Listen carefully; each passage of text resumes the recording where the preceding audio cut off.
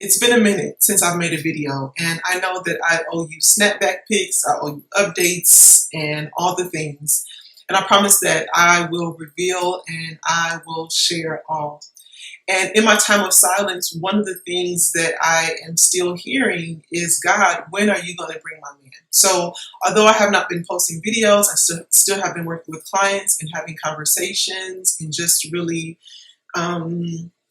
engrossed really within my work. And one of the things that's coming up is, God, when are you going to send me my man, right? Is that something that you can relate to? So you can put that in the comment section. But I see you. I want you to know that I see you. I know that you're getting up early for work and you have a full life. You have great girlfriends. You're making your dinner reservations for one. And although your life is fulfilled, you're still lonely. Although your life is fulfilled, you still have your man. And so that is leading you to ask, God, when are you going to send him? Some of you may not even want a man. You're like, I'm feeling this lonely, but also I'm avoiding a relationship. And so what's happening is this thing right here, this kind of push-pull thing. Like, I want it back away. I want it back away. I want it back away. And that sort of inner conflict, that inner turmoil is what is keeping love away. So I want you to know the thing that you have to do right now is get present to your desire. In my time of silence, getting present to my desire has been one of the most,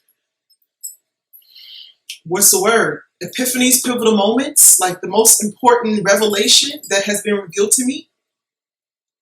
And what I know is that now it's creating this push and pull, and you're saying that you're okay with it.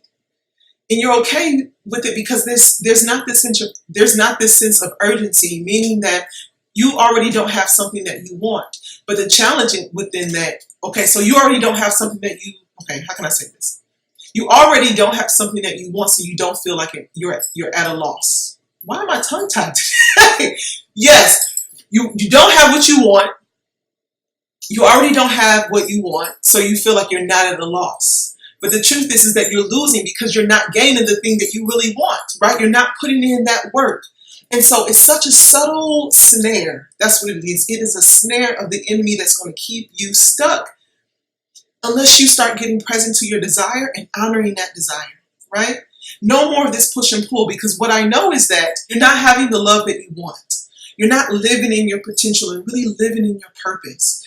And the loneliness shows up in so many different ways. It shows up in overspending, right? Overeating, overworking, just pure boredom, and just making wrong decisions, like giving your time to men who you know are not for you. And so you think that you're okay. You just say that, because everything else in your life seems okay, but in your heart, you know that you're really not okay. And so what I want you to know that there's a solution. The path is simple, but it's not easy. And so it's going to require you to stop making those excuses, right? I have a solution, and it's called the Feminine Allure Path to Love. My goodness, Monique, you know it, girl. Feminine Allure Path to Love. It's all about using your feminine allure, feeling confident in your journey, meeting your Mr. Right, and experiencing deep love. You see, when you're able to step into this, when you're able to own your desire and really get present to it, number one, you stop settling for what's not yours. Number two, you stop making excuses.